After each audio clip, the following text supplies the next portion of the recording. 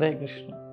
ओम अज्ञानतिमिरान्धस्य ज्ञानाञ्जनशलाकया चक्षुरुन्मिलितं येन तस्मै श्रीगुरवे नमः।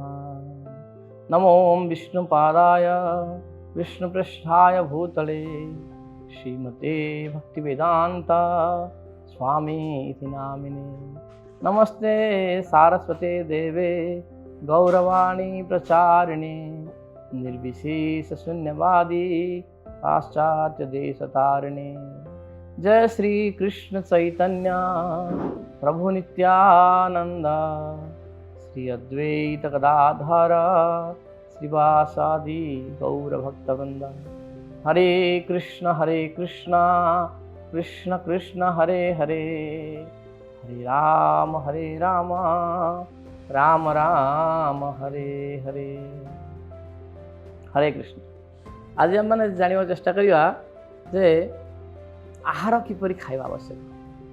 भगवतार वर्णना कराई जे आहार भिन्न भिन्न प्रकार अच्छी। सत्वगुण आहार, रजगुण आहार, तमगुण आहार। यही गुण आहार यही गुणर आहार स्वीकार करने द्वारा आमर मन और शरीर यही गुण बशवर्ती हो जाए। तेणु यह गुण अतीत यह गुणर ऊर्धरे जहाँकि कहे परम शुद्ध सत्व गुण से जिनस आहार स्वीकार करने द्वारा मन शरीर एवं समस्त बाह्य अभ्यंतर शुद्धि होता है। तेणु आम सेपरी आहार स्वीकार कर आवश्यक। भगवतार यह सूचना अच्छे। तत्पश्चात साधारण आम देखा जे साधारण सरल जनसमाज कौन कर भल भल जिन बाहर नहीं आस रोषे कर आ खाई दियो। कि कृष्ण कहते भगवतार यज्ञशिष्टासिना सन्तो मुच्यन्ते सर्वकीर्विषात् भुञ्जन्ते अघम पापम ये पच्यन्ते आत्मकारणात्। जदि आमर निजर खायापाई जदि आम भोजन प्रस्तुत करवा खाइबा ताहले कौन हम कर्म बंधर बांधि जा। किंतु से भोजनटी भगवान को प्रथम अर्पण करवा आ भगवान प्रदत्त महाप्रसाद स्वीकार करवा ताहले आमर आत्मा शुद्धि हम, शरीर शुद्धि हम। आम जहाँ अनुभव करवा प्राक्टिकल जहाँ अनुभव कर आम मन शुद्धि हम। मन शुद्धि होगा द्वारा समस्त कार्य शुद्धि हम, समस्त व्यवहार शुद्धि हम। तेणु आम मैंने यहपरी महाप्रसाद सेवन करने आवश्यक। भक्तिविनोद ठाकुर कहते महाप्रसाद गुणगान कर शरीर अविद्याजाल जड़ेन्द्रिय ताहे काल जीवे फेल विषय सागरे तार मध्य जिभाति लोहमाया सुदुर्मति थाके जिता कठिन संसारे कृष्ण बड़ दयामय परिवारे जिभा जय। कृष्ण जिभा जय करने आमको यही महाप्रसाद प्रदान कर कहीं से बहुत दयामय जो से बहुत दयामय। तेणु आमको से ये विशेष महाप्रसाद प्रदान कर जिह्वा को जय करने।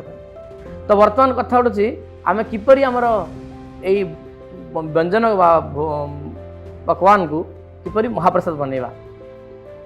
महाप्रसाद एमती बनैबा जहाँ भगवान अर्पण कर आवश्यक। तो भगवान किपरि अर्पण करवा आमर आप डेस्क्रिप्शन देखिए वर्णना कराई महाप्रसाद प्रार्थना भोग आपण कृष्ण वर्णना कर भगवतार कौ जिन भोग चढ़ा जाए। यह ना कि आप इच्छा अनुसार जहाँ खाए चढ़ा देवे ना ना आप खावा जिन प्रकृत में शाकाहारी खाद्य आवश्यक।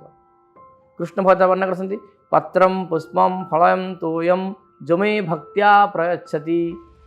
पत्र पुष्प फल तोय तोय अर्थात पानी शुद्ध पत्र टिके फल टिके पानी जहाँ भगवान को अर्पण अर्थात शाकाहारी भोजन। शाकाहारी भोजन प्रस्तुत करने आवश्यक और संगे संगे भगवान को अर्पण करने आवश्यक। भगवान अर्पण करने आमर भगवान कहते जो मैं भक्तिया प्रयच्छति भक्ति सहित प्रदान करने आवश्यक।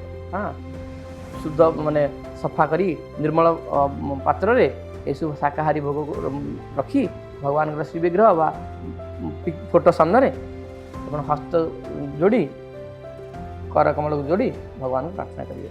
आई प्रार्थना मंत्र वर्णना कर से मंत्र को 3 बार पढ़े जहाँफल भगवान तो स्वीकार करेंगे। भगवान कहते अस्नामी मैं स्वयं स्वीकार करुच्ची स्वयं स्वीकार करुच्ची आप भक्ति मते पूजा कर भक्ति सहकार आप शाकाहारी भोजन प्रस्तुत भगवान दिंतु भगवान स्वयं स्वीकार करेंगे।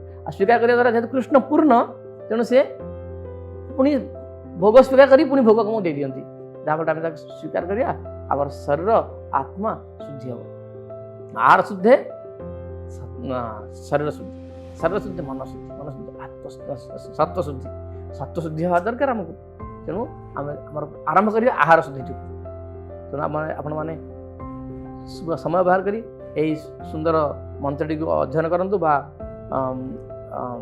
मन रखंतु तापर प्रतिदिन कम से कम दिन 2 थर आप दिन में 3 थर 3 थर करेंगे कि असुविधा नहीं ब्रेकफास्ट लंच डिनर जहाँ भी आप भोजन कर पूर्व निश्चय मन रखु भगवान को अर्पण करेंगे और से प्रसाद को स्वीकार करेंगे जहाँफल आप कर्मबंधन बांधे सत्व रज तम गुण ऊर्ध्वे शुद्धत्व स्थित हे भगवान प्रति पूर्ण विश्वास हमारा जिह्वा जय करवा हमारा सत्व शुद्धि हम हरे कृष्ण।